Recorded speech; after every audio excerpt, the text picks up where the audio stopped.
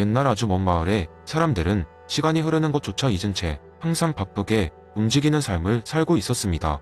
이 마을의 사람들은 그들이 직접 심한 노력과 시간을 투자해야만 좋은 결과를 얻을 수 있다고 믿었기 때문에 주위에서 가장 부지런한 사람으로 인정받고 싶었습니다. 그러나 그 과정에서 마을 사람들은 점점 지쳐가고 건강도 좋지 않아졌으며 마음의 여유도 사라지게 되었죠. 그런데 이 마을의 외곽에는 고요의 산이라 불리는 산이 있었습니다. 고요의 산 꼭대기에는 무의자연이라는 철학을 믿고 따르는 노자가 살고 있었습니다. 마을 사람들은 처음에는 그를 이해하지 못하며 그저 일하지 않는 게으른 사람이라고 생각했습니다. 어느 날 한 마을 청년이 노자의 신비로운 이야기를 듣고 궁금함을 참지 못해 산을 오르기 시작했습니다. 산을 오르는 도중 그는 자신도 모르게서 두르는 마음이 있었음을 깨달았습니다. 숨이 차고 땀이 흐르자 잠시 멈춰 서공기를 깊게 들이마시고 둘러보았습니다. 자연스럽게 불어오는 바람, 나무 사이로 쏟아지는 햇볕, 새들의 노랫소리에 그는 천천히 안정을 찾았습니다. 마침내 산꼭대기에 도착한 청년은 노자를 만났습니다. 노자는 마을의 소식을 듣고는 천천히 미소를 지으며 청년에게 물었습니다. 내가 이곳까지 오게 된 이유는 무엇이냐? 청년은 숨을 고르며 말했다. 무의자연이란 이론을 더 알고 싶어서 왔습니다. 우리 마을 사람들은 모두 아주 열심히 일하지만 점점 지쳐가고 있는 걸 느낍니다.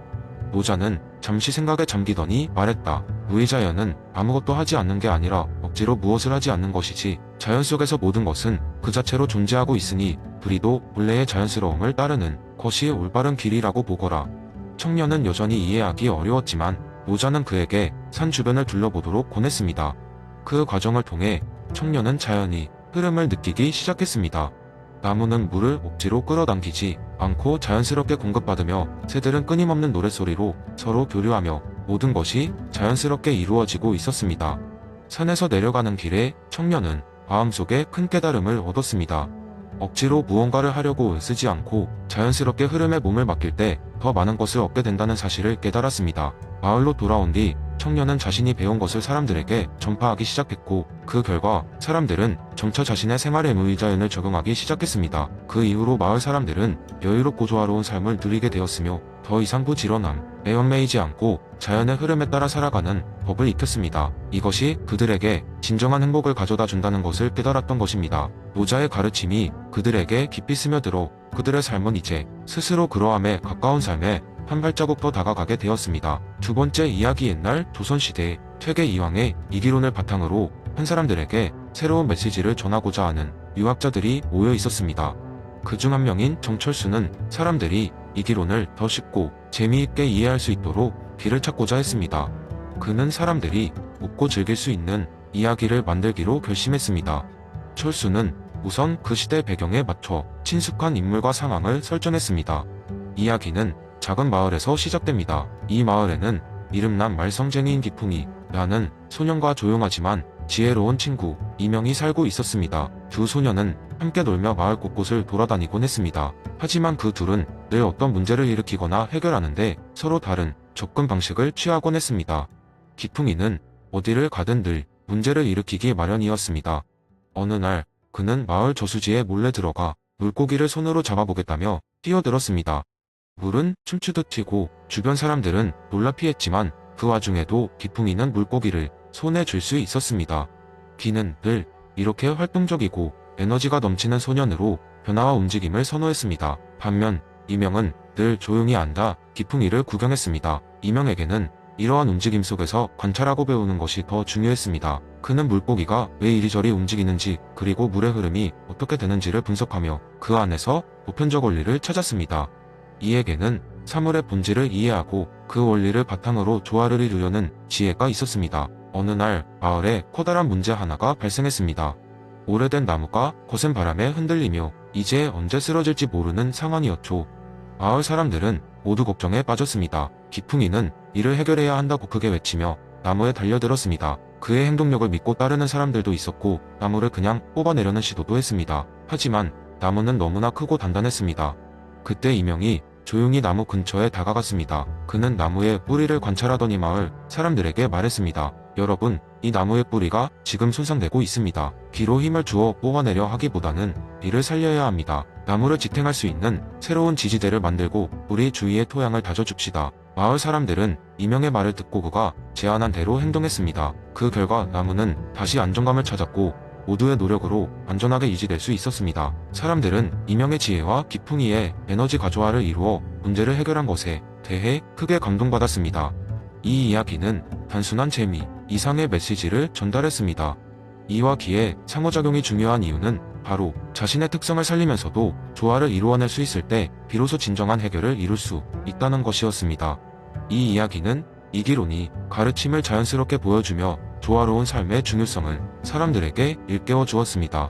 그리하여 이명과 기풍이의 이야기는 마을을 넘어 조선 전역에 퍼지게 되었고 이 기론에 대한 이해를 널리 확산시켰습니다. 세 번째 이야기. 옛날 옛적 조선시대 어느 마을에 철수라는 이름을 가진 젊은 학자가 살고 있었습니다.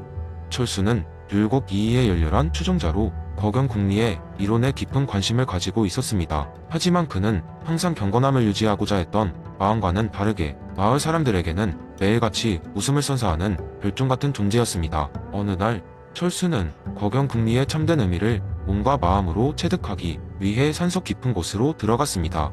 그곳에서 철수는 하루 종일 명상을 하고 밤에는 별을 보며 이치 탐구에 힘썼습니다. 그러나 산속 생활이 점점 길어지자 그를 보러 온 마을 사람들 사이에서는 철수가 돌을 닦다가 산신령이 되었다는 소문이 돌았습니다. 마을 사람들은 철수와 그의 새로운 신적인 존재에 대해 점점 더 많은 궁금증을 가지게 되었습니다. 어르신들은 젊은이들에게 철수를 만나서 삶의 지혜를 배워가는 미션을 주었습니다. 젊은이들은 말 한 필에 물과 음식을 잔뜩 싣고 산으로 향했고 드디어 철수를 마주치게 되었습니다. 철수는 젊은이들을 보자 반갑게 맞이했습니다. 그러자 젊은이 대표가 나서서 철수 형님, 이 산속에서 깨달음을 얻었다고 들었습니다. 저희에게도 그 지혜를 조금 나눠 주실 수 있습니까? 라고 물었습니다. 철수는 잠시 생각에 잠기더니 말했다. 거경궁리의 첫 번째 단계는 경을 지키는 것이죠. 그러니 여러분도 저에게 경건하게 예를 표하시오. 젊은이들은 다소 당황했지만 곧장 고개를 숙이며 엄숙하게 예를 표했습니다. 철수가 만족스럽게 미소를 지었습니다. 줍니다. 그럼 이제 궁리에 대해 얘기해 봅시다. 어떤 고민이 있던가요? 대표는 머뭇거리며 말했다. 사실 저희는 요즘 놀이를 어떻게 하면 더 재미있게 즐길 수 있을까 고민 중입니다. 철수는 웃음이 터질 뻔했지만 신중하고 진지한 자세로 대답했습니다. 놀이의 본질도 사물의 이치와 다르지 않으니 그것을 깊이 탐구해야 합니다. 먼저 놀이의 경이 무엇인지 파악하세요. 놀이에 몰두하며 주위의 경계를 없애는 것이죠. 이후 철수는 젊은이들에게 다양한 놀이의 철학과 그 이치에 대해 설명했습니다. 예컨대 연날리기는 바람과의 조화를 이루며 자연의 이치를 체험하는 것이며 윷놀이는 전략과 운의 균형을 깨닫게 해준다고 했습니다. 재미난 부분은 바로 그 다음이었습니다. 철수는 마지막으로 이렇게 말했습니다. 그리고 무엇보다 중요한 건 놀이를 통해 자신의 경이 여전히 올바르게 유지되고 있는지를 돌아보는 것입니다. 즉, 재미 속에서도 경건함을 잃지 않도록 하세요. 젊은이들은 철수의 말에 크게 감동받았습니다. 그들은 산에서 내려가 마을에 돌아오자 철수의 명언을 전파하며 새로운 놀이 문화를 만들어 나갔습니다. 그렇게 철수는 조용하지만 지혜로운 신령 같은 존재로 마을 사람들에게 깊은 인상을 남기게 되었습니다. 이 일화는 이후로도 조선시대에 전해져 내려왔고 사람들은 철수의 이야기를 통해 거경궁리의 중요성을 다시금 되새기며 살았습니다. 철수의 일화는 결국 경과 이치를 균형 있게 탐구하는 것이 얼마나 우리의 삶에 즐거움과 의미를 더할 수 있는지를 보여주는 예가 되었습니다. 네 번째 이야기. 어느 날 작은 마을의 변두리에 위치한 오래된 도서관에서 책벌레로 불리는 루카스가 한창 책을 읽고 있었습니다. 루카스는 철학에 대한 사랑이 깊어 특히 칸트의 이론에 큰 관심을 가지고 있었습니다. 그의 인생은 칸트의 선험적 범주를 이해하기 위해 노력하는 과정으로 가득 차 있었습니다. 그런데 그날은 조금 특별한 날이었습니다. 루카스가 읽고 있던 칸트의 철학책에서 갑자기 빛이 뿜어져 나와 그를 책 속의 세계로 빨아들인 것입니다. 눈을 떠보니 루카스는 완전히 다른 차원에 와 있었습니다. 그를 맞이한 것은 안경을 낀 작은 존재, 이름하여 선험적 요정이었습니다. 이 요정은 루카스에게 칸트의 선험적 범주를 체험할 기회를 주겠다고 말했습니다. 요정은 손을 휘저어 첫 번째 체험을 준비했습니다. 루카스는 갑자기 커다란 시계탑 앞에 서게 되었습니다. 하지만 이 시계탑엔 이상하게도 숫자가 없고 시계 바늘은 무작위 방향으로 움직이고 있었습니다. 혼란스러운 루카스를 보며 요정은 웃으며 말했습니다. 시간이란 내가 경험하기 전에 이미 존재하는 범주야. 내 머릿속에서 그 틀이 사라지면 시간을 이해하기가 이렇게 어려운 법이지. 다음으로 루카스는 광활한 평원 위에 서게 되었습니다. 이상하게도 땅은 이때 방향 감각이 없어 어디로 가야 할지 몰랐습니다. 방향도 없고 거리도 측정할 수 없는 세상이었습니다. 또다시 요정은 나타나 공간이라는 개념이 없으면 세상을 이렇게 인식한다며 더욱 큰 힌트를 주었습니다. 공간의 개념 없이 방향이나 위치 거리 같은 건 너에게 아무 의미도 없단다. 마지막으로 요정은 루카스를 빽빽하게 채워진 도서관으로 다시 데려갔습니다. 그러나 이번엔 책들이 모두 공허한 페이지로 가득 차 있었고 어떤 책에서도 의미 있는 내용이 보이지 않았습니다. 요정은 루카스에게 이것이 바로 경험에서 오는 정보가 없을 때의 모습이며 선언적 범주가 없다면 모든 정보는 아무 의미도 갖지 않는다고 설명했습니다. 내가 무언가를 이해하고 체계화하는 데는 이미 너의 뇌에 내포된 틀이 필요하단다. 이 모든 것을 경험한 후 루카스는 평범한 자신의 도서관 자리로 돌아왔습니다. 하지만 그는 더 이상 같은 사람이 아니었습니다. 선언적 범주를 몸소 체험한 덕분에 그는 칸트의 이론을 더 깊이 이해하게 되었고 자신이 세상을 보면서 무심코 사용했던 인식의 틀을 더 의식적인 수준으로 이해할 수 있게 되었습니다. 그 이후로 루카스는 이 이야기를 다른 사람에게 전하며 칸트의 선언적 범주가 우리 사고에 얼마나 중요한지를 전파했습니다.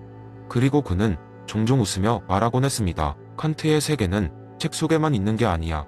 우리 모두 그 속에 살고 있으니까. 그 말을 남길 때마다 사람들은 고개를 끄덕이며 자신들의 내면 속 숨어있는 범주들을 조금씩 탐구해 보려는 노력을 기울이기 시작했습니다.